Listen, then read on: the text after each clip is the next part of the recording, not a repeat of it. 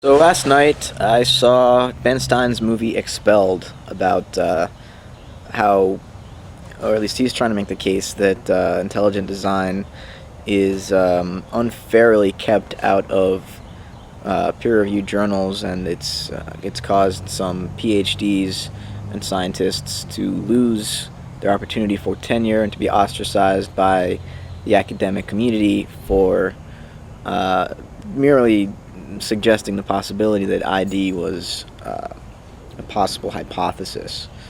Um, and as far as filmmaking goes, I thought it wasn't necessarily the best documentary I've ever seen, but because the metaphor, the prevailing metaphor throughout the whole movie was that this sort of unfair treatment of intelligent designers is much like the way that the Nazis persecuted the Jews and the people who they deemed unfit to exist. The repeated footage of Nazi Germany and the Berlin Wall. I mean, okay, yeah, I see the very basic similarity, but that was annoying. But about the whole actual controversy between intelligent design and Darwinianism, here's what I see going on here. We are raised to conceptualize reality in this way. We separate matter from mind or spirit. And if we are so-called materialists, or we also would say hard-minded scientists that just pay attention to the facts and don't add any wishes or desires or subjective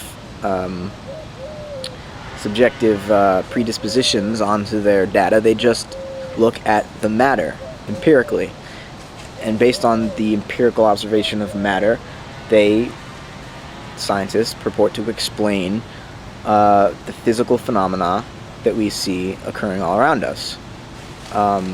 So the materialist view of biology is that it's basically this blind mechanical process that accidentally accumulates beneficial traits because they allow organisms to survive. Or actually, the organism doesn't even matter.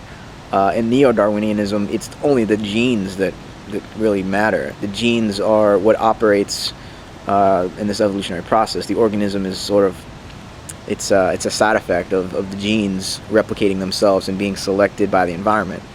And so there's no need for any spirit, any mental intentionality or purpose or drive, though it must be admitted that even in this very materialistic and reductionistic view of evolution, the animal still needs motivation. It needs to want to survive. And the materialists can't explain that. It's sort of a presupposition. Of course, life wants to survive, and that's what drives this basically mechanical evolutionary process. And then, on the other hand, you have the Christians, the creationists, the people that think spirit is a real quality that exists apparently apart from matter. It designs matter.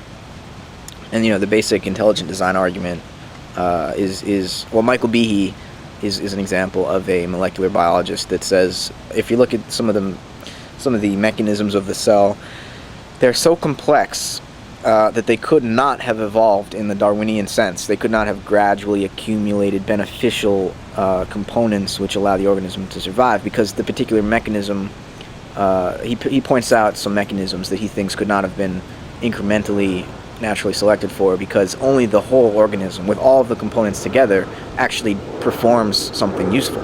You take out one particular part and the whole mechanism collapses.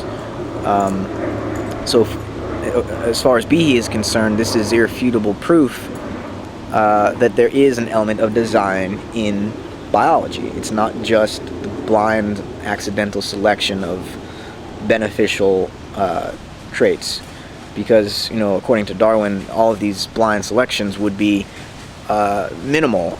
It'd be an incremental process where over billions of years organisms acquire the particular morphological characteristics that they embody today.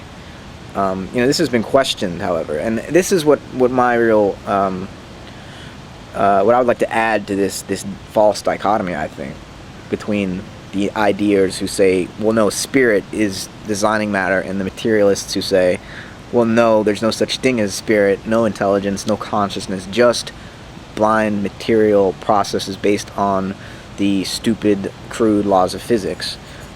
This is a false dichotomy, obviously, or I would want it to be obvious, because I would say, look at biology in the last 20 to 25 years. They've gone far beyond Richard Dawkins' genocentric view of evolution.